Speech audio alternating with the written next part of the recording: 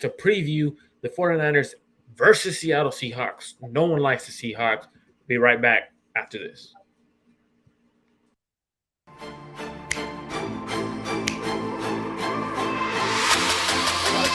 Let's go get him. Let's go get him today, man. Let's go. Hey, double down, 3, 1, 2, 3, double down.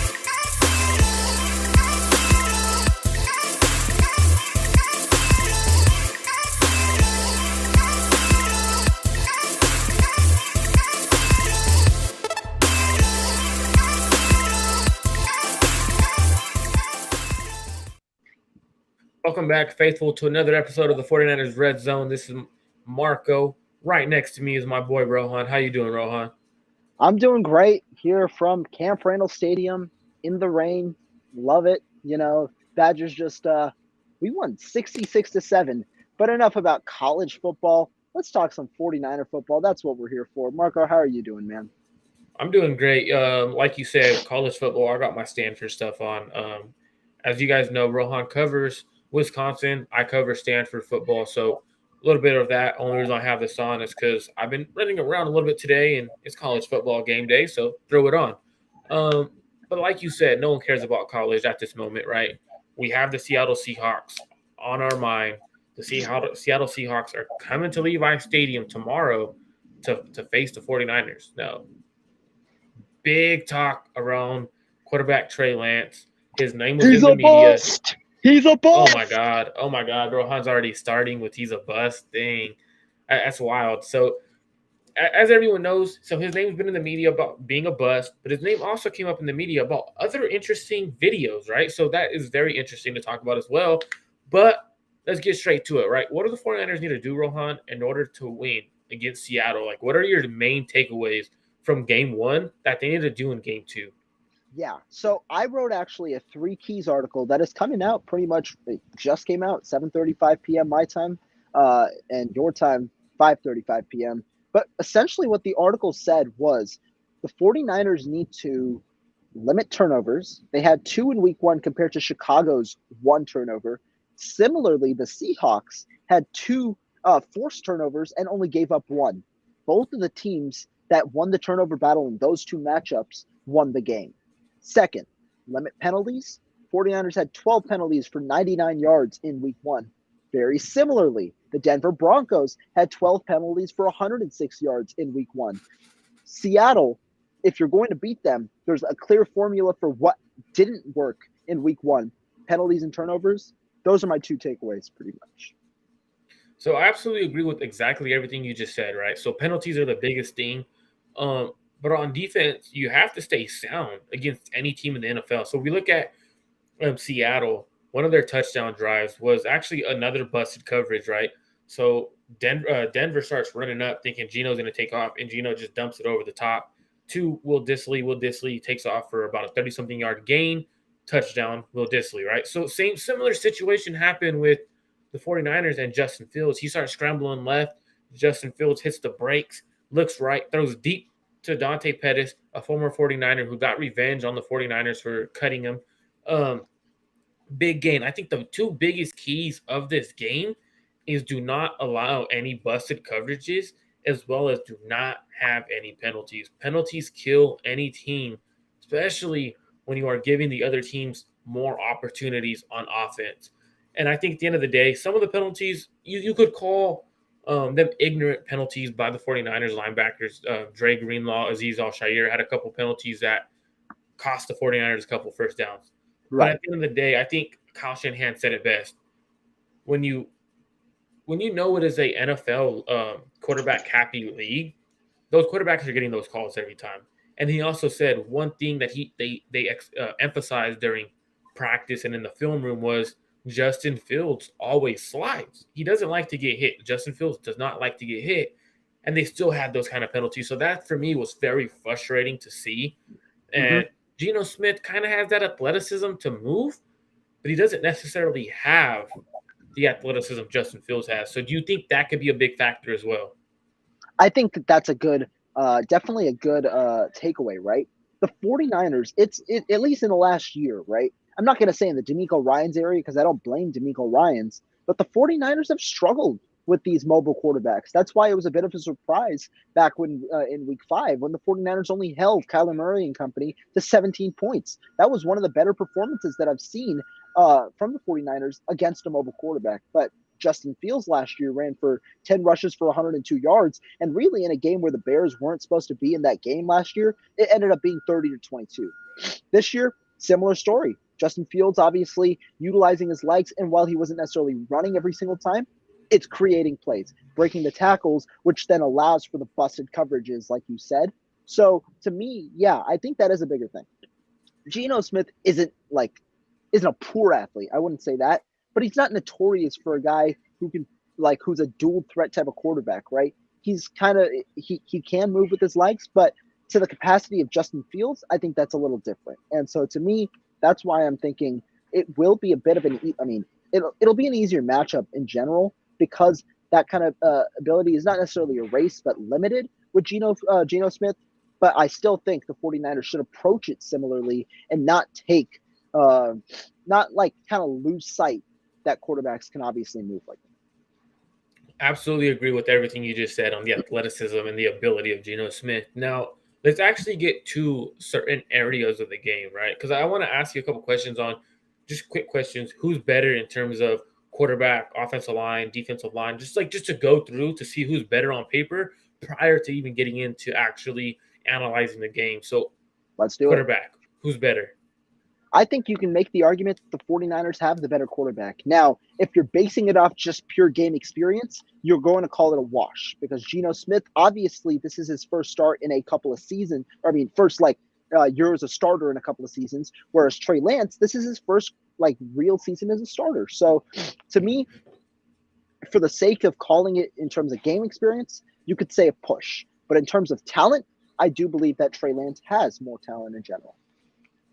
So I absolutely agree. I would say it's a wash only because the experience factor and then the young factor goes. So you kind of throw it in the air, it's a wash. But based off of the tools that they both have, I'm definitely going Trey Lance in this area. Offensive line, who are you taking? I'm taking the 49ers offensive line. The Seattle Seahawks have 2 rookies starting at each tackle spot. Abraham Lucas at the right tackle, Charles Cross at the left tackle. They lost Dwayne Brown. They have a new revamped offensive line over there in Seattle. And while I think it could have the potential to be better if the rookies respond sooner than later, I think that the 49ers with solidified pieces like Trent Williams, who had a bit of a down game compared to his standards last week, I think 49ers, though, in overall, do have the better offensive line. I absolutely agree with you because the reason that I say 49ers over Seattle, it comes down to Trent Williams, right? That left tackle is way better than the entire offensive line for Seattle. And it's not because Seattle's offensive line isn't good. Seattle has a good offensive line. It's just they're very young. You got 2 rookie tackles playing. Charles Cross is a solid tackle, and so is Abraham Lucas. So I think that's the big key to the game, right? The offensive line against the 49ers defensive line. So defensive line, who are you taking? I know I'm taking 49ers all day, every day on that one. I don't think that that's really a debate. The 49ers do have the better defensive line. I think that one, it's tough to question because when you look at the 49er unit, you can even make an argument that just based on game experience, again, some of the backups on the 49ers might be better than some of the Seahawks starters, right? The Seahawks are starting Shelby Harris, I think Poona Ford, Al Woods alongside that interior. And then you got young edge rushers like Daryl Taylor. I think obviously another one from last week, Defensive Player of the Week, Uchenna Nwosu, probably their best player on the D-line. But I still overall think the 49ers as a unit are a better defensive line. I absolutely agree. Now, secondary, there's a toss-up because, I shouldn't say toss-up, but the safeties, I would probably give the edge to Seattle because of Quandre Diggs, and the 49ers don't have their number one safety right now. But corners, throwing it all in when you go secondary, I'm going 49ers because their corners are better. They're experienced corners versus Seattle is rolling out with a bunch of rookies at corner. So what would you do there? I think corner is a similar predicament, right? Rookies. You've got Tariq Woolen, who had a good amount of playing time last week. You've got Tariq Woolen out there, maybe even Kobe Bryant this week because Justin Coleman is actually not playing. He is downgraded to out earlier today. You've got those 2 out there at the cornerback room. In our room, you've got Mooney Ward, you've got obviously Emmanuel Mosley, and then the rookie Samuel Womack. Interesting comment real quick about Samuel Womack. Just spoke maybe 30 minutes ago about his former Toledo teammate, Justin Clark, who transferred to Wisconsin. About Womack, he said he's a dog. He's one of the better players he's seen coming out of it. They're best friends, or at least they're close friends. Looking to see a good game from Samuel Womack tomorrow. But you've got 3 players there, 2 of them very experienced, and obviously a rookie in there who has flashed in the preseason. No, I absolutely agree with you, especially like you said, the only young player in that secondary for the 49ers really is Samuel Womack, but he's, in my opinion, a better corner in the nickel than what the Seattle Seahawks are throwing out there. Going to the linebacking core. Now, I want to give very much credit to the linebacking core of Seattle. They have a young linebacking core that looks pretty solid, but the 49ers have the best linebacker in the NFL. They have Fred Warner on their team, so that whenever you have the best linebacker in the NFL, you're going to get the edge, right? However, Right. the 49ers' 2 backup linebackers, or I should say the second and third linebackers, they didn't have great games last week. Probably one of the worst games I've seen from Dre Greenlaw in a very long time. But I would give the edge to Fred Warner's linebacking core. What do you say there? I think the 49ers also do have a better linebacking core. I think Seattle, when you talk about their linebacking core, I actually think it's pretty underrated because Jordan Brooks, he's a rising player. Could have argued that he was even more impactful than Bobby Wagner in 2021. Potentially make the argument at least. Jordan Brooks, a guy there. Obviously, Seattle runs a 3-4, so you have the inside and the outside linebackers. Still think, though, the 49ers have the best player, and maybe even the second best player if you believe Alshire or Drake Greenlaw is better than Jordan Brooks. Now, going to the 49ers receivers, before we get to the running backs. So the 49ers have Deebo Samuel, an all-pro receiver. The Seattle Seahawks have DK Metcalf, which is one of the best young receivers that is in the game.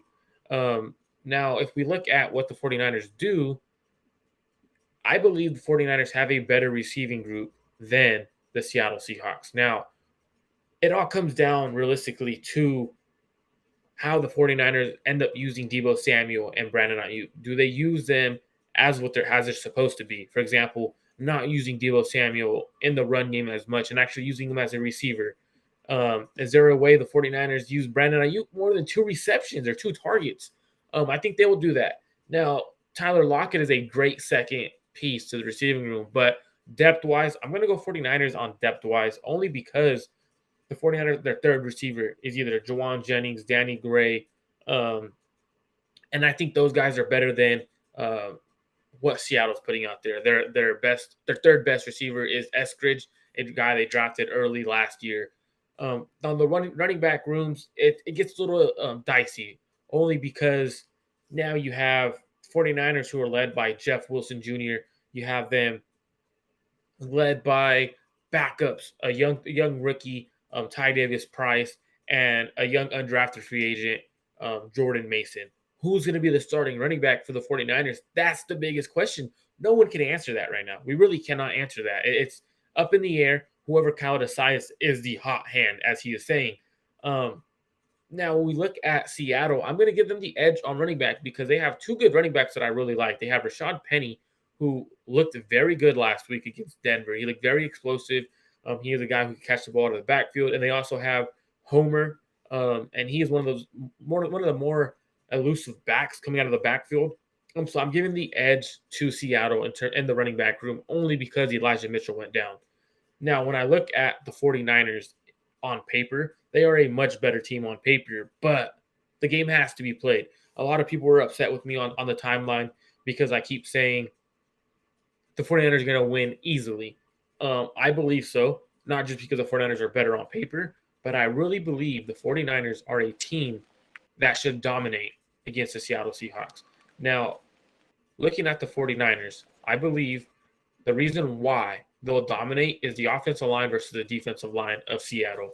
I don't believe Charles Cross could block Nick Bosa one-on-one. And on the other edge, I do not believe that it's going to come – when it comes down to it, I believe Ebukam, Drake Jackson, Arik Armstead, and Javon Kinlaw are going to have a very productive game. So I want to talk a little bit about hopefully when Rohan gets in. I know he's having a little bit of trouble connecting and everything, but I want to talk about the 49ers defensive line dictating this game, because the 49ers defensive line did not get to dictate the game last week. They held up very well in the run game, but when it came to the pass game, they struggled a little bit against Justin Fields and containing him and allowing him to extend plays with his legs. Now, Rohan, what do you think is going to happen? The 49ers defensive line versus Seattle's offensive line. And it looks like it's coming down pretty hard on you, raining now. I hope you get under some had to shelter, because switch. it looks like it's raining on you now. Word device real quick for that reason. But overall, talking about the 49ers defensive line, Seattle offensive line, I do expect them to wreak havoc. Then again, I did expect similar results from the 49ers against the Chicago Bears and a revamped offensive line that included and then rookie left tackle and Braxton Jones, a fifth-round pick. At right tackle, they had Tevin Jenkins, and at left guard, I believe they had Riley Reef or Cody Whitehair. A lot of new had 2 sacks, although they did get 12 pressures on the day. Overall, from the 49ers, what I'm looking to see, wreak more havoc. Can they get to the quarterback, and really can they finish the play? We saw Justin Fields and create plays with his legs. That's what I'm looking forward to from the 49ers. And Nick Bosa obviously had a sack last week. Samson Ebukam to the game had a sack as well, I believe on the 3rd play of scrimmage or something like that. So forward to kind of like the entirety of the defensive line. And I'm going to bring up one other point in the game. Drake Jackson and Charles Omenihu actually got a solid amount of pass rushing reps. Seems like 49ers believe that those 2 players are third down specialists. I think they got 12 and 6. Drake Jackson with 6 reps on pass rushing situations, and they were seen a little more on third. I'm excited to see what those 2 can do on third downs.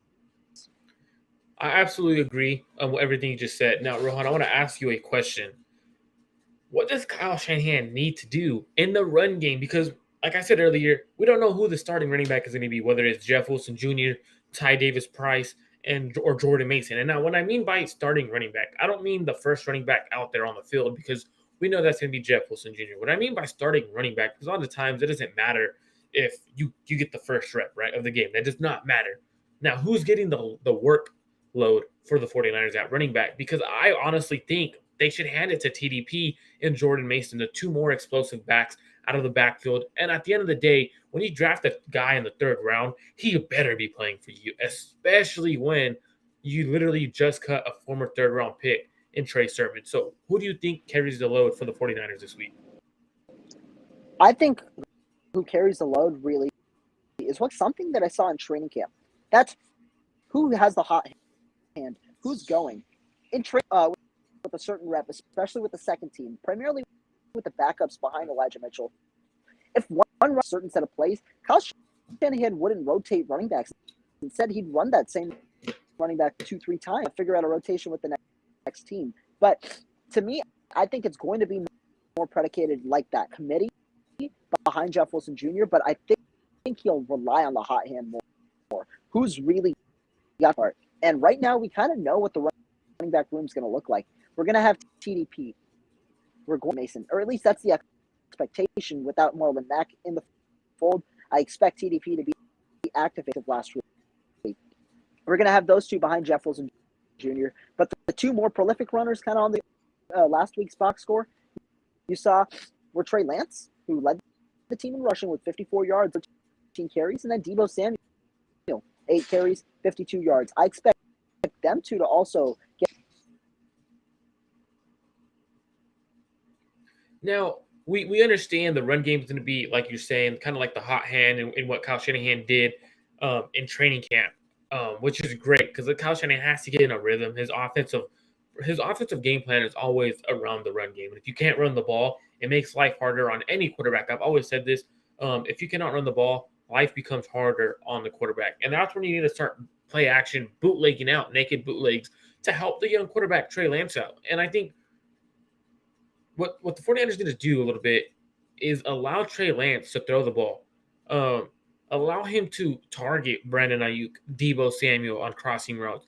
Allow him to have Danny Gray taking it over the top. Now you're kind of making that defense open up, right? So it's kind of like a accordion, right? You're kind of having it come in, and so when you start opening it up, it starts opening up. Really, it really does. If you ever watch teams play and they're having someone clear out, the defense is like this, and it has to go like this, which allows the middle of the field to be open. And I think that's what Kyle Shanahan needs to use in order for Trey Lance to be successful on Sunday. Now, who do you think the 49ers should rely on heavily in this game? Because I've heard, from what I've already heard, is George Kittle will test out his groin pregame. And if he feels healthy and the training staff feels like he looks good and could go, he will go. Should the 49ers rely on George Kittle, Deebo Samuel, or Brandon Ayuk in the passing game? I think, honestly, just based on the out, they should rely more on the receivers. The 49ers, obviously, you're having rookie. Bryant might be one of the guys, but you for sure will have Tariq Woolen out there. It's going to be a good amount of young, inexperienced, or relatively inexperienced cornerbacks out there. I think the best way to kind of get Trey Lance confidence, use those favorable matchups. You can Ayuk and Deebo Samuel. Obviously, Ayuk only had 3 total touches, 2 received, 1. I want that kind of outcome to change, especially because he was so efficient with the predate targets, only 2 receptions. And I'm not saying that's anything really against Deebo Samuel necessarily. I want both to kind of be featured heavily in this game. And George Kittle's going to be a great player because now you have another decoy. It is going to be raining tomorrow. I do believe, though, it's light showers, correct? It is going to be raining tomorrow. But I'm not necessarily also, real quick, not necessarily talking about, Marco brought it up. You can use the middle of the field as well. You can use routes that Trey Lance. I just think you should utilize those 2 players. So Weatherman Martinez reporting on the weather. So from 1 o'clock till 4 o'clock. So where the highest we'll see is 66% chance at 4 o'clock. From 1 o'clock to 3 o'clock, the highest is 63% chance of rain. Now, the rain amount that we will receive, the highest we'll receive is 0.04 throughout the entire game. Now, 0.04 of an inch is literally nothing, and I would take that all day, every day, over what they just played in Chicago. I believe the 49ers are going to actually open up the pass game because the rain is not going to be heavy enough to dictate the game, right? If anything happens this game and people are blaming it on the rain, I will go back and I will debunk it because there's not enough rain for it to be called a rain game, in my opinion. This is literally light sprinkle rain, nothing happening in terms of rain. So I'm going to go ahead and say 49ers need to open up the damn offense. One thing they really need to do. Now, I think they need to rely on Brandon Ayuk in the pass game. So, unfortunately, Deebo Samuel and Trey Lance do not have this connection that Brandon Ayuk and Trey Lance do. And now you have to rely on your passing game. Who do you trust as a quarterback? You trust Brandon Ayuk, who you've been working with all offseason in training camp, OTAs, or do you rely on a guy who you've barely gotten reps with since the very end, middle of training camp, right? Like that's how it kind of really happened. They eased Deebo Samuel's load coming into training camp. I'm going to lean with, obviously, Brandon Ayuk, and I would call on Danny Gray. I would take at least one shot deep with Danny Gray. And the reason is Danny Gray cannot be a decoy. He really cannot. You have to eventually take a shot in order for the defense to actually commit to taking away that deep ball, which is eventually going to open up the entire offense. I think the run game is going to be fairly well with Trey Lance under center because now Trey Lance could throw it deep. His legs could also provide some spark. So I think the 49ers offense is going to be fine. Now, what worries me isn't the defense. It isn't how the defense will play. It's the IQ of what the defense will do. And what I mean by IQ is when Geno Smith is running, pull up. Geno Smith will slide. Okay, Geno Smith will not try to run you over. Now, that is going to be the key to the game. Defensive penalties will dictate how the 49ers play, and I think they're going to clean that up. I think they'll play very smart football, and I think they're going to dominate the game. I don't know about you, but I think the 49ers will dominate this game. Real quick, we talk about Danny Gray, and you talk about you can't use him as a decoy until it's in that deep passing game. What I want to see, not necessarily with Danny Gray here, I want the receiver to be one of the top 3 in speed, be it Samuel, Gray. I want that slot fade. I want to see that because Trey Lance it's not that he's perfected it, but that slot fade. And he's also shown comfortability in throwing the slot fade, which is different in the past. So to me, that's a pass. Specifically, if we're talking about a play that I want to so twice tomorrow, it's the slot fade because receivers have had obviously experience, and Trey Lance has comfortability throwing that route to certain. So now, I know we talked a little bit about the offense, and we talk about what the 49ers are going to do offensively. Now, they have to play against Seattle Seahawks, who just beat the Denver Broncos. They're on a high right now because they just beat Russell Wilson. Now, let's go ahead and talk about the Seattle Seahawks and their offensive game plan. We know Seattle's going to run the ball, right? 49ers, do they sell out in the run game and force Geno Smith to beat them, Rohan? Because I think that's the best thing to do is allow Geno Smith to beat you. I don't think you could allow Seattle Seahawks to run the ball 40 times because I think that's what they're going to try to do realistically. Now, if we look at what Seattle did against Denver, they did not run the ball as much as they wanted to. Yeah. They only ran the ball 19 times for 76 yards. That was an average of 4 yards per carry. They didn't run the ball as much as they wanted to. They didn't really get the opportunity to do so. I personally, when I watched the All-22 film, I thought their offense looked kind of stagnant in a way in the second half. First quarter, Geno Smith tore it up. He looked phenomenal. People were saying that, oh my God, Geno Smith might be better than Russell Wilson. Oh, there was narratives going around on that. But when we look at what Geno Smith did throughout the entirety of the game, Geno Smith struggled in the second half. Now, what do the 49ers need to do in order to get Geno Smith to be the old Geno Smith that everyone knows who is not that good of a quarterback? You said it perfectly. Put the pressure. The Seattle Seahawks have an underrated running game. They've got Rashad Penn, prolific rusher, going back to the end of last season. In week 1, only 12 carries, efficient against a pretty strong Denver defense, especially in the front with Bradley Chubb and players like that. If Seattle's run the ball, I think they have a better chance of obviously running the ball is dictated by game pace. The 49ers need to control game pace so that they can to try and air the ball out more, which is the best way for the 49ers in a way to, because you said it, it's not necessarily about the defensive talent, but IQ. And if you make it easier regarding IQ, I think defense will flow a little more, and that's where you force Geno to pass more.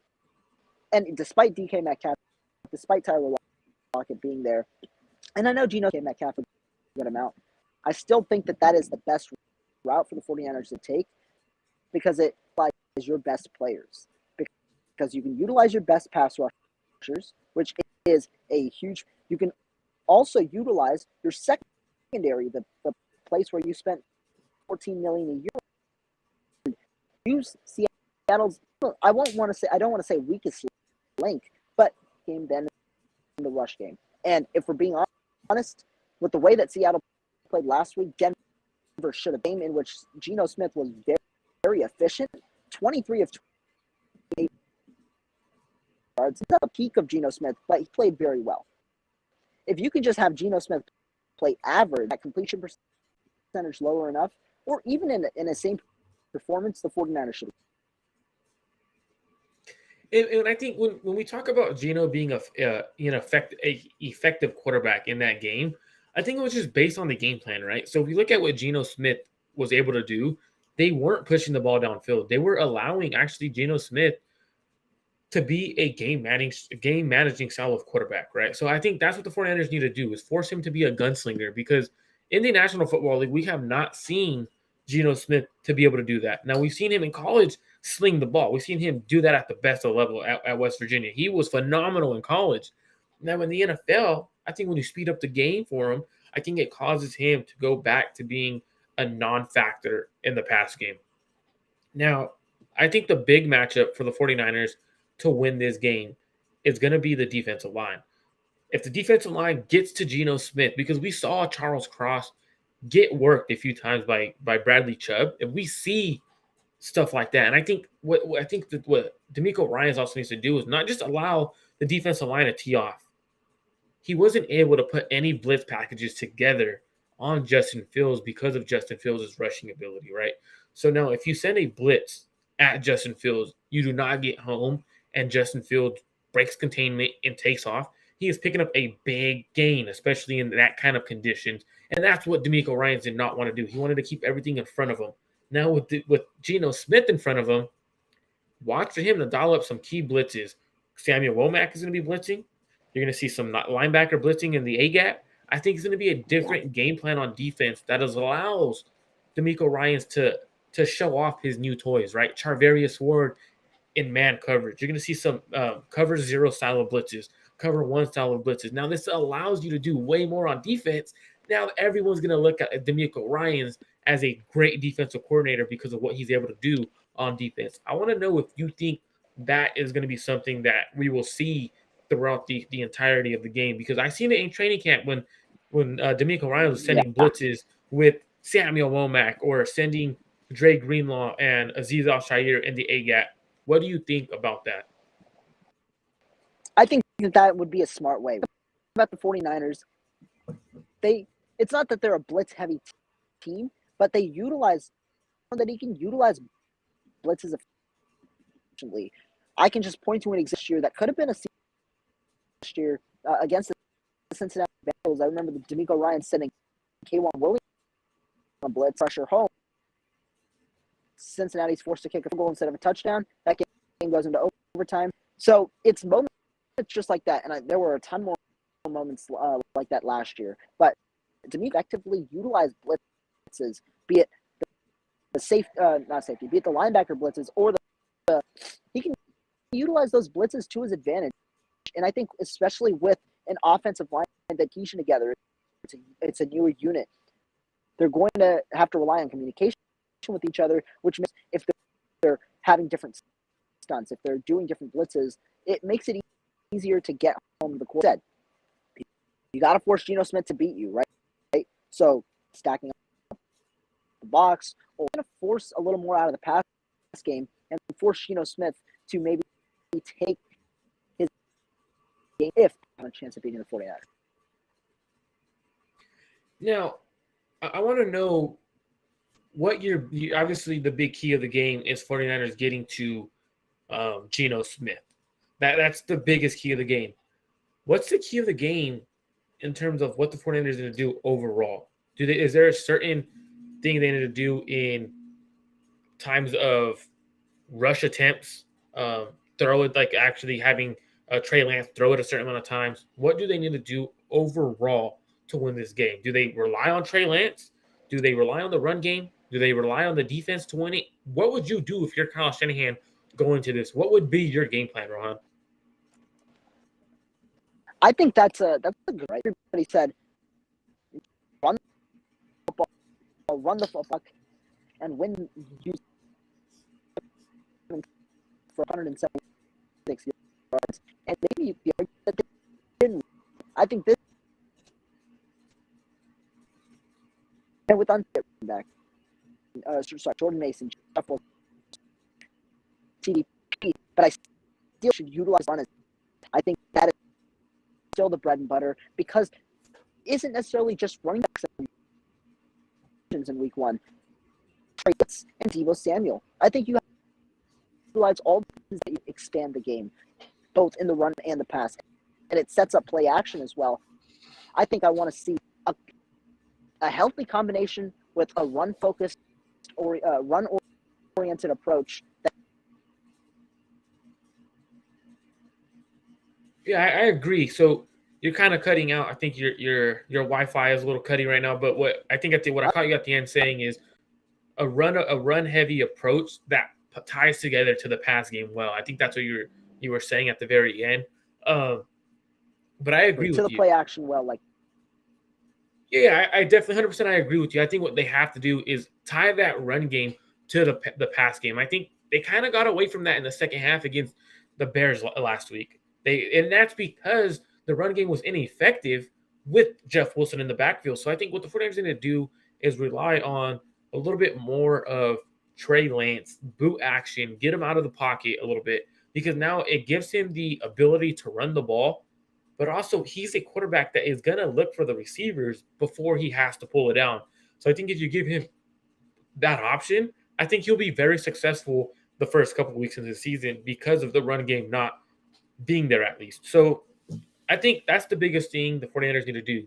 Now, I don't like giving score predictions because you could give a prediction or whatever and a ball goes one way and then at the fourth quarter drive happens, changes the game score, whatever.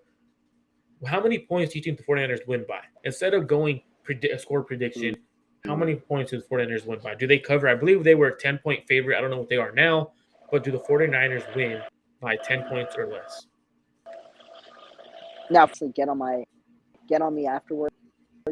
I still think there are going to be ups and downs with the offense. So score 10 points. I think we score more than 10 points, probably in the range of 20 points, maybe 17. Don't think the gap will be big enough to cover the spread of 10 points. I think 10 points is especially with how we saw the Seahawks compete in week 1, albeit the penalties and turnovers that didn't the 49ers cover the spread, but I do think they end up as victors. So I'm going to end up saying the 49ers do cover the spread, Rohan. And the reason I'm going to give some stats on the Denver Broncos and the Seattle Seahawks game and on the reason why they cover, okay? So Denver, last week averaged 5.2 yards per carry. Now, they only ran the ball for 20 carries, which I think Kyle Shanahan is definitely going to run the ball more than 20 times in that game. Now, Russell Wilson threw the ball 42 times for 330 yards. So they gave up 433 yards in total offense to the Denver Broncos. Now, the Denver Broncos only scored 16 points. Now, I think the 49ers, if they're in at the one, I think the 49ers score those 2 times. I don't think they give up 2 fumbles, right, at the one. And both of them were at the one, so which is very interesting. Denver should have scored 30 points that game, easily. 2 fumbles at the one, right. Ridiculous. Running it out of the shotgun, I do not see Kyle Shanahan doing so unless he is using a read option and he's using Trey Lance's legs. That's the only way I see him running out of the gun. So I think the 49ers put up around 24 to 27 points. I think they cover the spread. I do not see Seattle scoring 14 points in this game, only because the defensive line of the 49ers is going to absolutely dominate this game. And what I mean by dominate, I think Nick Bosa goes for 2 sacks. I think Drake Jackson gets his first official sack this week on his own. Arik Armstead might have a sack in there, mixed in there. The run game, I think that's where the 49ers will be a very questionable thing, right? Because we know Seattle's going to try to come out and pound the ball in Levi Stadium. Now, the 49ers need to sell out. Javon Kinlaw needs to be a stud inside. Arik Armstead needs to be a stud inside. If you stop the run game with your linebackers, Fred Warner, Azeez Al-Shaair, and Dre Greenlaw cleaning it up, I think you win easily by 10 points. I really do think the 49ers will score 24 to 27 points, and I don't think that Seattle scores more than 14 points in that game. And I would not be surprised if the 49ers cover the spread if they score 24 points, because we've seen the potential. We've seen it at training camp. We've seen it in the preseason with Trey Lance at the helm.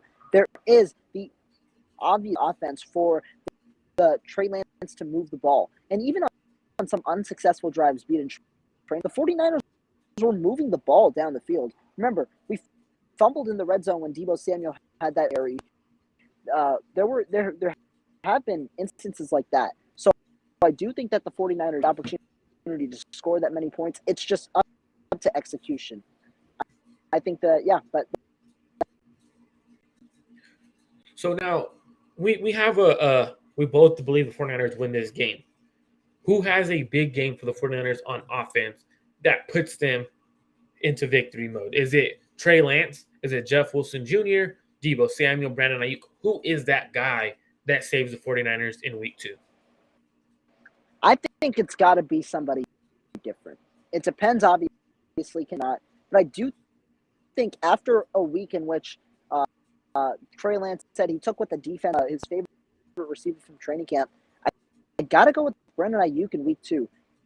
If against, I don't know if Trey Flowers is active or not. Got to check that. But if he does, indeed, you then have Brandon Ayuk against maybe Tariq Woolen, who, despite being a 4-point corner, has a bit tighter hips. And so I think Brandon Ayuk's shifty route running will get him open more. Got to go with Brandon Ayuk. And I do want to see something we saw last week. Yeah, we saw Deebo Samuel get the jet sweeps. I want to see both receivers get the jet sweeps. Brandon Ayuk, when he got that play 1 or 2 times per game back in his rookie season, you remember the Philadelphia run, jet sweeps, or like the Philadelphia play, the screenplay. So a few more questions before we get out, because we're going to wrap this up around 45 minutes today. So one of your favorite ex-49ers, he was a safety, undrafted for free agent safety. Leon O'Neal said if Danny Gray plays tomorrow, he's going for 6 a good 2 times. Do you think Danny Gray is a factor, whether that's in the run game and on the jet sweeps or in the pass game? I have to believe so. And the reason is the 49ers believe so. If the 49ers weren't a factor in this game after seeing the film from week 1, they would have elevated Malik Turner for a second straight. Obviously has the special teams experience. That's what Kyle Shanahan alluded to in the press conference as to why they're elevated and Danny Gray inactive. But Malik Turner is not activated for week 2. Instead, be that 5th receiver for the 49ers that is activated. And they cherish his deep threat ability. Jammed at the line of scrimmage. While he might not have the best route running capabilities yet, I think that Ray is a guy who the 49ers should utilize because, like you said, the only way to player involved as a decoy is to actually utilize them in your game. Danny Gray, everybody not only be a strong deep threat, but a strong decoy that opens up the field for Kyle Shanahan and utilize him in that role if you're going to utilize him as a decoy as well. So to me, to the magnitude of Danny Gray's importance in week 1, or sorry, in week 2, and the 49ers do have a trio, but really 4 receivers that can, including Ray Cloud in the starting lineup. I don't know the magnitude of the impact, but I do believe week 2. Okay, so Rohan is saying even if Danny Gray is not an impact on the stat sheet, he will impact the game because of his speed, is what I pretty much heard. I don't want to make sure you can confirm that before I can say that. Perfect. So Now one last question, because I do believe Danny Gray will also be a big factor in this game. So the last question of the day. Does Nick Bosa record 2 sacks on Charles Cross, or do they send a double team at Nick Bosa every play and force everyone else on the defensive line to win? I mean, I'd like to say that Nick Bosa can record 2 sacks because he definitely sacks in a game. We've seen it before. But if I'm Seattle, you got to make the others work. Instead, Samson Ebukam, especially on 3rd down situations, and Drake Jackson, a lesser experienced edge rusher, make the other guys beat you because they also operates. So I expect them to chip maybe with the tight end and 2 tight end sets and stuff like that, but they'll have an impactful game. I absolutely agree. If I'm Seattle, there's no way I let Charles Cross go one-on-one with Nick Bosa all night. But it's interesting because they had a lot of confidence in him to do that with Bradley Chubb. It ended up coming to bite them in the behind late in the game when Bradley Chubb had a few key sacks. Now, the only thing that saved them was the Denver Broncos couldn't capitalize on those key sacks, right? So, end of the day, I think 49ers win big. You believe the 49ers win, which is a great thing because that puts the 49ers in the win column. And it might have Trey Lance parting it up, throwing money again around certain people. So I don't know if... Okay, there we go. Yeah, at a house party.